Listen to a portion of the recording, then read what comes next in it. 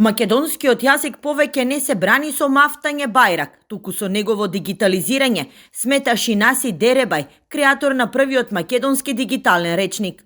Според него, нашата држава треба да го следи примерот на соседна Бугарија, каде што дигитализирањето и аналитиката на бугарскиот јазик се силно изразени и затоа се издвојуваат сериозни финансиски средства.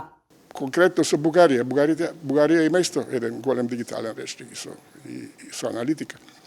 Ама Бугарија за нивниот речник има значи академијата, Бугарската академија на науки работи веќе 20 години на тој речник, имаат огромни пари добино и до Европската унија земено и од различни фондации. Значи тоа се ресурси, треба да се користат тоа. А Македонија како мала земја, значи не може тоа да го. Затоа мораме сите да се обединиме заеднички да работиме на тоа. Ако јазикот е клучот за нашиот културен идентитет, тогаш неговото зачувување би требало да биде врвен приоритет, сметаат лингвистите.